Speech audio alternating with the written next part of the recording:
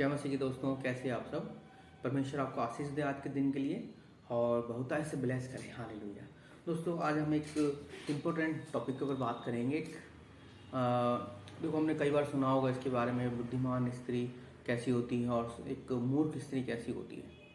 आप लोगों ने बाइबल में पढ़ा होगा और नीति वचन में इसके बारे में बहुत अच्छी तरह लिखा हुआ है इसके बारे में कि एक समझदार स्त्री कैसी होती है और जो मूर्ख स्त्री होती है वो कैसी होती है, वो क्या करती है अपनी ज़िंदगी के अंदर, और वो समझदार स्त्री क्या होती है हमारी ज़िंदगी के अंदर, उसके लक्षण क्या होते हैं। हालेलुया। तो दोस्तों, हम उसके बारे में थोड़ा सा स्टडी करेंगे, बारे में हम जानेंगे और अधिक बाइबल में से, और हम उसके लिए 2 मिनट के लिए प्रार्थना करेंगे। और दोस्तों, सबसे पहले मैं आपका सबका वेलकम करूंगा इसके अंदर। जो आप लोग नए हैं, परमेश्वर आपको बहुत आशीष दे और आपका बहुत स्वागत है इसके अंदर। और जो आप पुराने हैं, मेरे मित्र हैं, आप परमेश्वर आपको बहुत आशीष दें कि आप फिर से मेरे यूट्यूब चैनल पर आए हैं। परमेश्वर आपको बरकत दे। आमीन। हालेलुया। तो दोस्तों, हम लोग तो 2 मिनट के लिए प्रार्थना करेंगे इसके लिए कि परमेश्वर हमको बुद्धि और समझ दे इन बातों को समझने के लिए, कि जो पवित्र आत्मा हमसे बातें करना चाह रहा है आज, कि उन बातों को हम जान सकें और समझ सकें। हालेलुया। दोस्तों, हम लोग आंखें बंद करेंगे और परमेश्वर से प्रार्थना करेंगे। धन्यवाद पिता परमेश्वर, हम आपका धन्यवाद करते हैं समय के लिए प्रभु यीशु। मैं अपने आप को प्रभु यीशु और जो भाई बहन इस समय देख रहे हैं पिता, उन सबको मैं उन सबको प्रभु यीशु आपके हाथ में सौंपता हूँ पिता परमेश्वर। पवित्र आत्मा, आप हमारी सहायता करें और मदद करें। हालेलुया।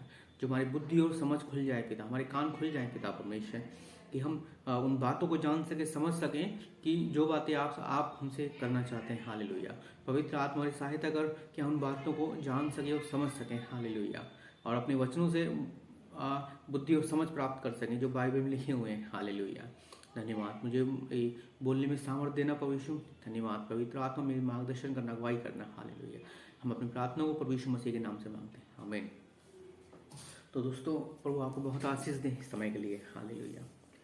तो देखो, बाइबल में हम सब ने बहुत बार पढ़ा, इस तरह की बुक भी पढ़ी है हमने, और भी बहुत सारे वचन पढ़े हैं इस समय हमने, जो एक समझदार और बुद्धिमान और स्पेशली मूर्ख स्त्री के बारे में बताती है, जो अपना घर बर्बाद कर लेती है और जो अपने घर के साथ सब कुछ, ना तो वो किसी के सम्मान करने के लायक रहती है, क्योंकि वो अपना सम्मान खुद खो चुकी होती है अपने। जो एक वास्तविकता है आज की ज़िंदगी की, जो आज आप लोग देख रहे होंगे हमारी ज़िंदगी में जैसे कोई भी बातें होती हैं, समझदार स्त्री है तो वो हमारे घर बनाएगी, और बुद्धिमान स्त्री होगी वो घर बर्बाद कर देगी उस समय। तो एक ऐसी ही एक स्त्री के बारे में बातें करेंगे, जो बुक ऑफ एस्तर से कि इसमें 2 स्त्रियों का वर्णन दिया गया है, इसमें बताया गया स्पेशली कि 2 स्त्रियां थी इसके अंदर। एक ने क्या किया, सब कुछ बर्बाद कर लिया, अपना घर बर्बाद कर लिया, अपने खानदान बर्बाद कर दिया पूरा उसने। एक दूसरी स्त्री थी जिसने अपना जीवन बचा लिया। हालेलुया। और उसने अपने जो खानदान के, या ये कहें कि उसने अपनी पूरी जाति की, जो थे पूरी यहूदी जाति, उसको बचा लिया। हालेलुया। तो 2 तरह की स्त्रियां हैं इसके अंदर। तो वचन से जब हम देखेंगे इस चीज़ को और क्लियर भी करेंगे इस बात को कि वो चीज़ कैसे है, क्योंकि देखो बहुत सारे वीडियोस हैं अवेलेबल इस समय, बहुत सारे प्रचारकों के हमने वीडियोस देखे हैं इस समय, आपने भी देखे होंगे, कि वो बताते हैं कि भाई बुद्धिमान स्त्री क्या होती है और समझदार स्त्री कौन होती है, उसके गुण क्या होते हैं। बहुत अच्छी बात है, हम उस बात को थोड़ा सा ये समझ सकते हैं कि और थोड़ा सा डिटेल में जानेंगे उस चीज़ में, विद प्रैक्टिकल इस चीज़ को एक सिंपल शब्दों में। हो सकता है कि वो हमने सुना हो, कई बार हमको समझ में नहीं आता वो बातें, मोस्टली होता है सभी के साथ में, कई बार वो बातें हमको क्लियर नहीं हो पाती या समझ में आती, लेकिन लॉन्ग टर्म के लिए हमारे दिमाग में नहीं रह पाती वो बातें। तो उस बात को हम देखेंगे आज कि परमेश्वर कैसे काम कर रहा है इस समय, जो स्त्रियां हैं जो ऐसी, वो कैसे काम करती हैं, या जैसे कहना उनका कि उनका जीवन कैसा है, वो कैसे अपने घरों को कर लेती है उस चीज़ में। एक थोड़ा सा एक बहुत ही सिंपल शब्दों में समझेंगे इस चीज़ को, और आप भी कोशिश करना है इस चीज़ को समझने के लिए। कि जैसे हम वचन में आज देखेंगे, सबसे पहला वचन इसमें बुक ऑफ एस्तर से, एस्तर की बुक में, अगर आपके पास बाइबल आप निकाल सकते हैं उस चीज़ में, कि एक राजा छर्स थे पहले, कई साल पहले, और वो लगभग 465 ईसा पूर्व था उनका राज्य का। तो उस समय क्या हुआ कि वो यहूदियों को बंदी बना के ले गए उस समय, ठीक है। उनकी एक रानी थी जिसका नाम था वस्ती, आपने पढ़ा होगा इसमें। तो वो बहुत सुंदर थी, अच्छी थी, देखने में बहुत सुंदर रही होगी। राजा की पत्नी है तो क्लियर ये तो है कि हाँ वो बहुत सुंदर और अच्छी थी, दिखने में सुंदर होगी, गुण भी होंगे उसके अंदर, तभी राजा ने उसके साथ शादी किया उसके अंदर, ठीक है। लेकिन एक बात थी जो उसके अंदर हुई उस समय, जो मेन चीज़ थी उसके अंदर, और उसी बात को हम लेके चलेंगे आज इससे में आगे कि जब देखेंगे एस्तर की बुक चैप्टर 1 उसका 12। परंतु खोजो द्वारा दी गई राजाज्ञा पाकर रानी वस्ती ने आने से इनकार कर दिया, जिससे राजा अत्यंत क्रोधित हुआ और उसका कोप भीतर भीतर भड़क उठा। तो इस चीज़ को वचन को क्लियर करेंगे इस चीज़ में कि जैसे वचन तो एक है, ठीक है, मेन जो प्रॉब्लम कहाँ से स्टार्ट होती है हर चीज़ की, देखो, क्योंकि बाइबल जो हमारी चलती है वो आज्ञाकारिता के ऊपर चलती है। जो आदम और हवा के अंदर जो पाप आया उस समय वो सिर्फ आज्ञाकारी ना होने के कारण, या जो परमेश्वर ने आज्ञा कमांड दी थी उस समय वो नहीं मानी थी उस समय, उसके कारण उनकी ज़िंदगी में पाप आया, उसके कारण ही उनके अंदर मुसीबतें परेशानी आनी स्टार्ट हुई, ठीक है। उसी के द्वारा वो इतनी मुसीबतों में, बीमारियों में पड़ना शुरू की है कि जो लोग आज हम ये जो कंडीशन देख रहे हैं लोगों की अपने चारों तरफ, वो बातें होना स्टार्ट हुई उस समय, सिर्फ एक आज्ञा ना मानने के कारण। और यहाँ भी क्या हुआ दोस्तों कि जो रानी वस्ती उसने क्या कि आज्ञा नहीं मानी, और उस आज्ञा ना मानने के कारण ये आने वाले समय की जो घटनाएं हुई बाद में, ठीक है। तो ये हुआ, तो इसकी जो आगे कहानी बात ऐसी है कि जिसने जो अपने जो साथ में जितने लोग थे उसके साथ जो सलाहकार थे उनसे पूछा कि ऐसे अगर रानी अगर ऐसा कर रही है तो हमें उसके लिए क्या करना चाहिए। तो उन्होंने सलाह दी कि उसको छोड़ देना चाहिए, ठीक है। एक राजा को अगर आप ये कहो कि कोई आज्ञा ना माने उसकी, आज भी देखोगे आप अपने चारों तरफ कि जैसे कोई प्रशासनिक अधिकारी है या राजनीतिक अधिकारी है, कोई नेता है, पॉलिटिकल है, अगर वो पोस्ट पर अगर कोई बात नहीं मानता तो कितनी बड़ी बड़ी प्रॉब्लम्स हो जाती हैं उस समय। तो उसके घर में वो नए वो फंसाने की कोशिश करते हैं, या उस बाइबल में लिखा हुआ है कि बाइबल इस बात का बोलती है कि राजा का एक जब दृष्टि में अगर आप हमारा अनुग्रह है या उसके दृष्टि में अच्छे ठहरते हैं तो हम एक आशीष के पात्र होंगे, यानी वो हमको बढ़ाएगा उस समय, ठीक है। वही चीज़ यहाँ पर है इस समय कि अगर राजा की आप आज्ञा नहीं मान रहे उस समय, कोई भी हो, चाहे उसकी पत्नी थी, कोई भी था, तो एक राजा की बेइज्जती थी उस समय, और उस आज्ञा ना मानने के कारण कितनी बड़ी बात हो गई। जो राजा ने उसको क्या किया, निकाल दिया अपने महल से। तो आगे इस चीज़ का लिखा हुआ है साफ कि बहुत सारे आगे के वचनों में जो आप पढ़ेंगे इस चीज़ को 17 में लिखा हुआ है, क्योंकि रानी ने इस व्यवहार की चर्चा सब स्त्रियों में फैल जाएगी, और वे भी यह कि अगर अपने पतियों को तिरस्कार करेंगे। राजा क्षयर्ष ने रानी वस्ती को अपने सामने आने की आज्ञा दी, परंतु वह नहीं आए। कितनी बड़ी बेइज्जती है उसके सामने ये चीज़ें, इस कारण से ये चीज़ आगे बढ़ती चली गई। तो उन्होंने क्या किया उस सलाहकार, तो एक नई रानी वस्ती क्षयर्ष, उसमें लिखा हुआ है ये 19 में, रानी वस्ती क्षयर्ष राजा के सम्मुख फिर भी कभी आने ना पाए, और राजा उससे योग्य किसी दूसरी स्त्री को पटनानी का पद दे दे। हालेलुया। तो कितनी बड़ी बात है ये, कि हो सकता है नॉर्मल हमको शायद लगता हो कुछ ये, लेकिन राजा के लिए एक बहुत बड़ी बात है कि अगर उसकी रानी उसके सामने नहीं आती है उस समय, एक इंसल्ट है उसके उस समय, उसके कारण उसको निकाल दिया गया वहाँ से। जैसे परमेश्वर ने आदम और हवा को उस समय निकाल दिया आज्ञा ना मानने का कारण। एक जो स्त्री, इसका कैरेक्टर अब आप देखो जिसने क्या किया उस समय, कितनी एक ही बात नहीं थी यहाँ के, उसने ये नहीं कि उसने वो सिर्फ एक जैसे उसके सामने नहीं आई है महल में, लेकिन उसके साथ पीछे बहुत सारी बातें हुई एकदम से, वो नहीं आई, ठीक है। जब उसको निकाल दिया गया वहाँ से रानी के पद से, तो आप अंदाजा लगा सकते जो रानी नहीं रहेगी उसके साथ क्या क्या क्या प्रॉब्लम्स आएंगे उस समय, या उसके जो जैसे परिवार के लोग भी होंगे वो मज़े करते होंगे उस समय, खाते पीते होंगे, क्योंकि वो रानी के रिश्तेदार थे सारे, वो सब निकल गए वहाँ से, ठीक है। रानी निकल गई वहाँ से, उसके सब जो संबंधित है वो सब निकाल दिए गए वहाँ होंगे वहाँ से उस समय, ये हम अंदाज़ा लगा सकते हैं इस चीज़ से, सब निकाल दिए गए वहाँ से। तो वो एक अपने परिवार का ही पतन का कारण ठहरी उस समय, सिर्फ एक आज्ञा ना मानने के कारण। जैसा आदम हवा ने किया, वैसे ही सेम इसने वही कंडीशन किया दोबारा से कि आज्ञा नहीं मानी राजा की और निकाल दी गई उसके अंदर से, और निकाल दी गई तो सब कुछ खत्म उसके लिए ज़िंदगी का। जैसे आजकल हम देख रहे हैं बहुत सारी घटनाएं हो रही हैं हमारे सामने, बहुत सारी लड़कियां हैं, औरतें हैं, जो भी एक तो अन्य जातियां तो हैं ही, जितने अविश्वासी लोग और जो विश्वासी भी हैं वो भी, लड़कियां कैसे कैसे काम कर रही हैं इस समय, अपने घर को छोड़ के बैठ जाती हैं वो जाकर, अपने पतियों के ऊपर झूठा से केस कर रही हैं, ससुराल वालों को झूठा इल्ज़ाम लगा रही है उनके ऊपर। तो उनकी कंडीशन क्या होगी आप अंदाज़ लगा सकते हो इस चीज़ में, क्योंकि परमेश्वर हर एक चीज़ नोट करता है हमारी। हम चाहे कुछ भी अपने ज़िंदगी में कर लें, सोच लें कि मैं ऐसा करूँगी तो भी ऐसा हो जाएगा, ऐसा हो जाएगा, लेकिन आज्ञा नहीं मानने का परिणाम एक ही है, जो आज्ञा नहीं मानेगा उसका पतन निश्चित है। बाइबल कहती है इस चीज़ के लिए, ठीक है। तब एंट्री होती है हमारे इसमें एस्तेर का, कि उसमें लिखा हुआ है कि राजा ने क्या किया कि अपने लोगों को आज्ञा दी कि वो एक लड़की को चुने जो उसके योग्य हो रानी बनने के।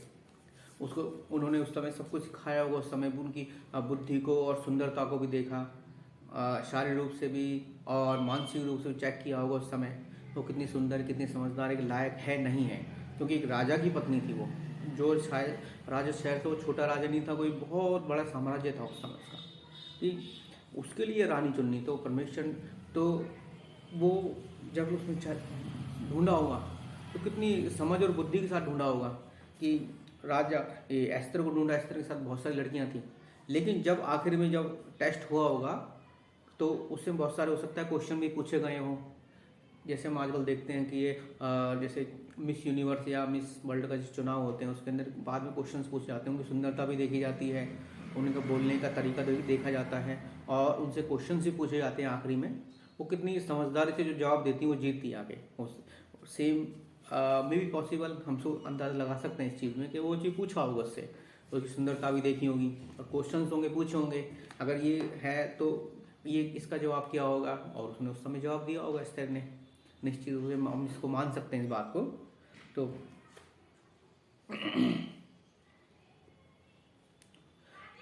उसके बाद वो चुनी गई उसके अंदर एक हो सकता, देखो एक ये बोल सकते हैं हम परमेश्वर का गुण खुला उसके अंदर, क्योंकि वो एक यहूदी थी और यहूदी उस समय गुलाम थे, क्योंकि परमेश्वर देखो हमारे लिए कैसे भी रास्ते खोल सकता है, ठीक है, वो चीज़ है, एक अलग बात है हमारे लिए वो, लेकिन वो एक हम एक जोड़ सकते हैं इस बात को कि परमेश्वर हमारे लिए रास्ते खोलता है उस समय। हालेलुया। तो जब हम 17 पढ़ेंगे 2:17, ठीक है, उसमें लिखा है, और राजा ने उसे अन्य सब स्त्रियों से अधिक प्यार किया और एस्तेर अन्य सब कुमारी से अधिक राजा के अनुग्रह और कृपा की पात्र बनी। इस कारण उसने उसके सिर पर राजमुकुट पहनाया और उसे वस्ती के स्थान पर पटरानी बना दिया। हालेलुया।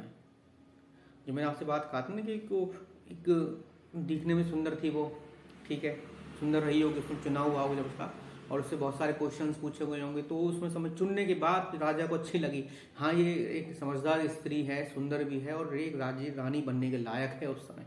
हालेलुया, धन्यवाद पिता परमेश्वर। तो आगे घटना देखो, आप सबको पता है ये चीज़ें कि उस समय क्या हुआ। उस समय एक फिर मोर्देकाई था जो उसका एक रिलेटिव था, उसका भी एक एंट्री है इसके अंदर, और एक हामान की एंट्री है इसके अंदर। हामान वो था जो उसको मैं जो यहूदी थे उनको पसंद नहीं करता, तो उनको मार देना चाहता, इसलिए उसने एक फांसी का खंभा बनाया और वो चाह रहा था कि मैं मोर्देकाई को उसके ऊपर चढ़ा दूंगा। और उसने फिर राजा के कान भर दिया आगे कि ऐसे ऐसे वो अन्य ये लोग हैं जो यहूदी जाति के लोग हैं जो आगे बढ़ना स्टार्ट हो रहे हैं, तो हम इनको अभी ख़त्म कर देते हैं जिससे कि हमारे लिए आने वाले समय में कोई प्रॉब्लम खड़ी ना हो। तो उन्होंने राजा ने ऐसी आज्ञा निकाल दी उसके कहने पर, क्योंकि राजा था वो अन्य जाति था उस समय, और जो यहूदी थे वो उसके अंडर में थे उस समय या उनकी गुलामी में थे उस समय। तो ये बात फिर क्या हुआ, मोर्देकाई ने एस्तर को बताई, और एस्तर एक समझदार स्त्री, मैंने पहले भी कहा इस चीज़ के लिए, एक बुद्धिमान और समझदार स्त्री, उसने क्या किया, अपने खानदान को बचाया उस समय। उसने कितनी समझदारी से काम किया कि उसने रिक्वेस्ट किया सबसे पहले एक फीस्ट के लिए, एक भोजन के लिए रिक्वेस्ट किया कि मैं आज का भोजन हमारी तरफ से है, मैं आपको एक फीस्ट देना चाह रही हूँ, मैं आपके लिए स्पेशल खाना बनाएंगे, आप उसमें एक मेहमान की तरह एक स्पेशल होगा, एक स्पेशल गेस्ट के रूप में बुलाया उनको, स्पेशल फूड तैयार किया उसके लिए, डिनर तैयार किया होगा उन्होंने, अच्छा खाना तैयार होगा, वेज नॉन वेज जो भी होगा उस समय, और राजा को दिया वाला। और एक बड़ी इम्पोर्टेंट बात है जो इसके अंदर है, जो उनको देखना था इसके अंदर,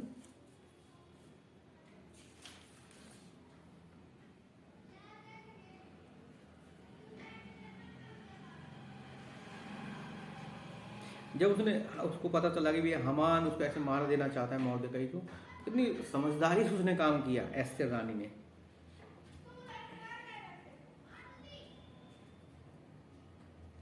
तो हम इन शॉर्ट देखेंगे 7:5।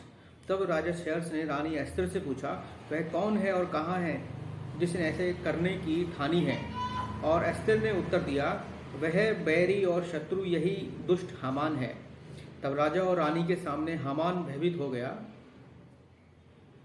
तब राजा क्रोध में बढ़कर भोज से उठ गया और भवन के उद्यान में चला गया। हामान यह सोचकर कि राजा ने मेरी हानि करने का दृढ़ निश्चय किया है, रानी एस्तेर ने प्राण दान मांगने के लिए वह वहीं ठहर गया। अब देखो उसके अंदर वो जो पूरा डिटेल पढ़ेंगे तो आपको और क्लियर हो जाएंगी चीज़ें, कैसे कैसे पूरी घटनाएं। मैंने तो आपको बिल्कुल इन शॉर्ट बताई चीज़ें।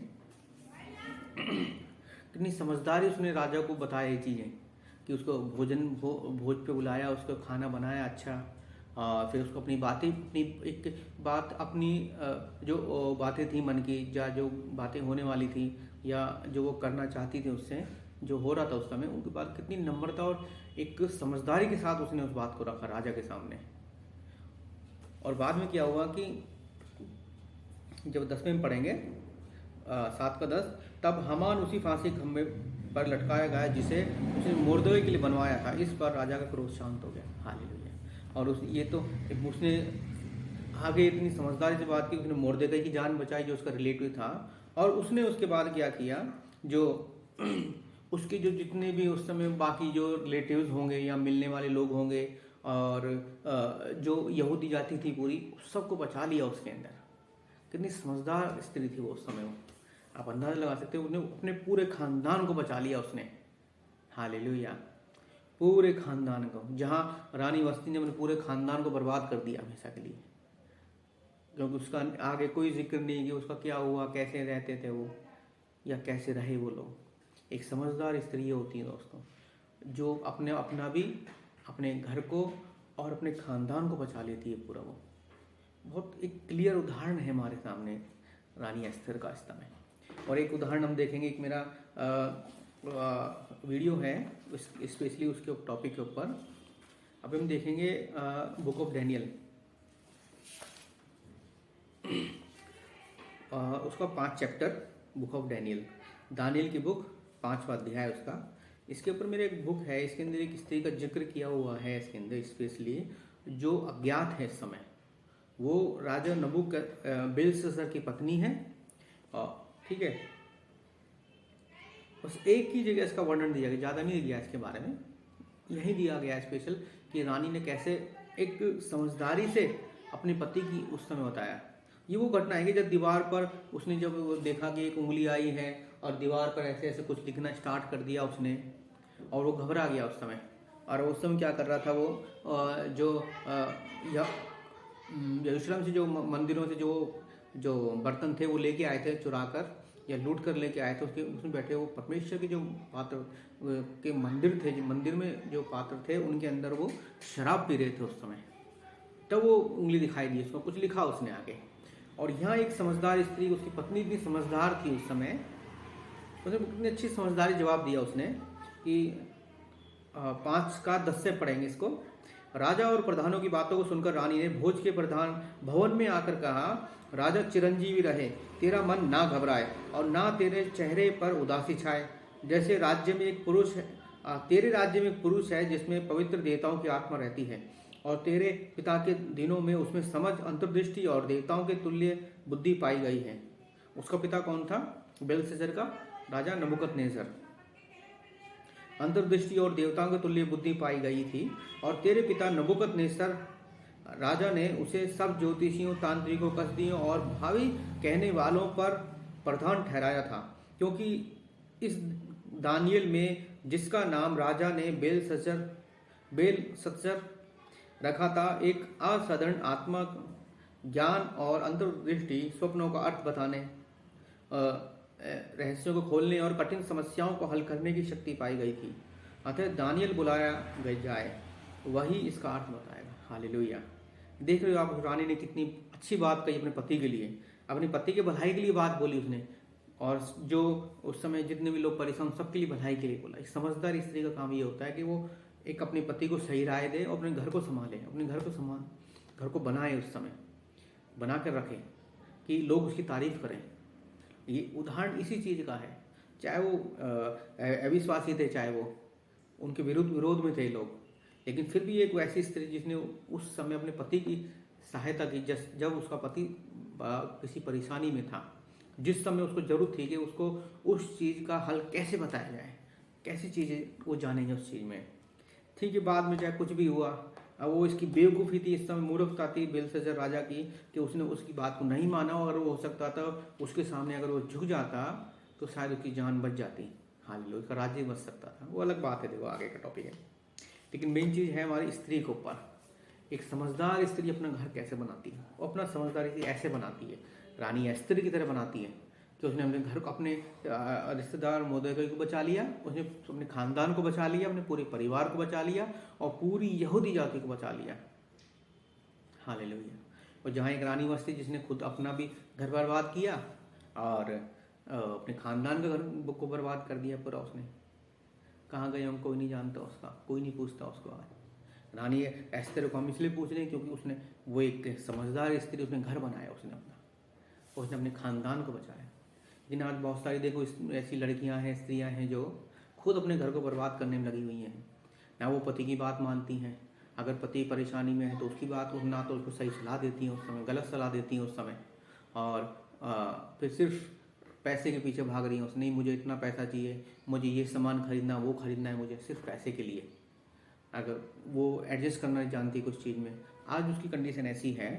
तो अगर कि उस समय उसको ज़रूरत है कि वो अपने पति को साथ दे उस समय। जैसे बेलशस्सर की पत्नी ने उसको साथ दिया, उसमें बताया गया कि उसका अर्थ बताने के तो किस आदमी से बात करनी चाहिए, किससे करना चाहिए। हालेलुया, धन्यवाद पिता परमेश्वर।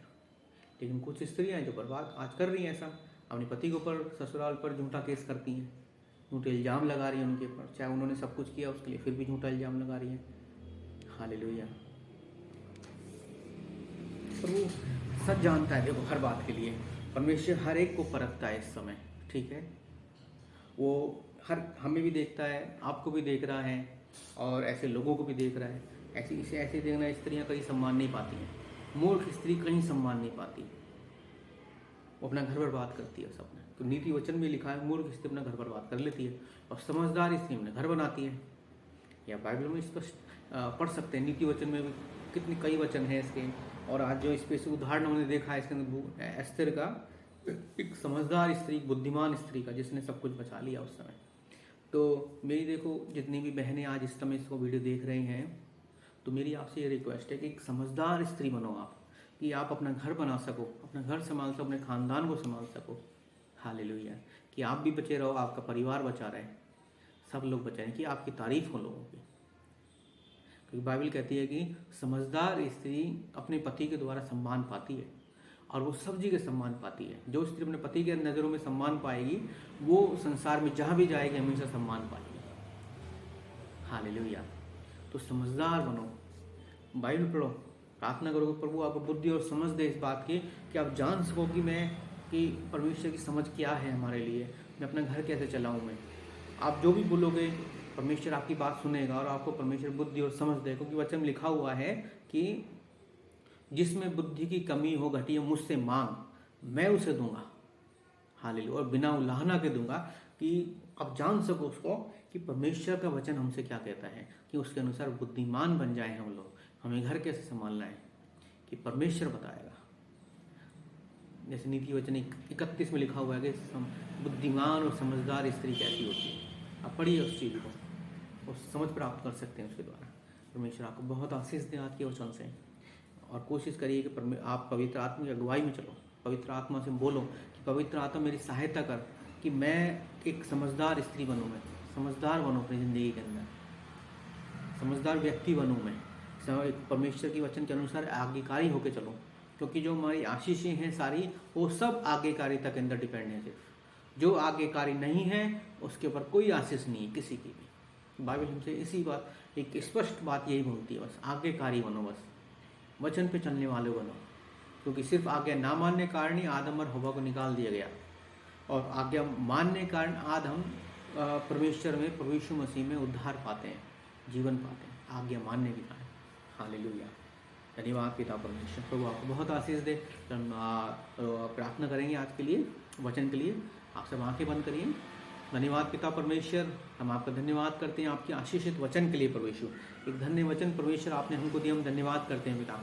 जिन्होंने सुना पिता परमेश्वर, उन भाई बहनों को आप ब्लेस करना पिता परमेश्वर, उनकी ज़िंदगी में काम हो। पवित्र आत्मा उन सबकी सहायता करना और मार्गदर्शन करना पवित्र आत्मा, कि वो लोग आगे बढ़ें, आपके वचन में आगे बढ़ें, आपकी आत्मा में आगे बढ़ें और बुद्धि और समझ में आगे बढ़ते जाए पिता परमेश्वर। हालेलुया, उनके जीवन में बुद्धि और समझ आए, बरकतें आए उनकी ज़िंदगी के अंदर। हालेलुया, धन्यवाद पिता परमेश्वर। हालेलुया, धन्यवाद प्रभु, धन्यवाद प्रभु। सारी परेशानियां दूर हो उनकी ज़िंदगी से, दुष्ट आत्माएं दूर हो जो उनको परेशान करने की कोशिश करती हैं, यीशु मसीह के नाम से दूर हो। हालेलुया, कि वो जीवन पाएं।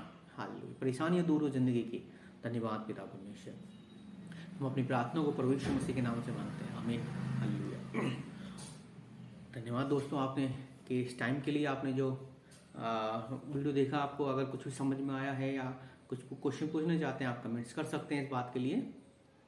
और दोस्तों, अगर आप हमारी मिनिस्ट्री में कोई सहयोग करना चाह रहे हैं, कोई डोनेशन देना चाहते हैं, दान देना चाहते हैं या बीज बोना चाहते हैं, तो आप कांटेक्ट कर सकते हैं इस बात के लिए।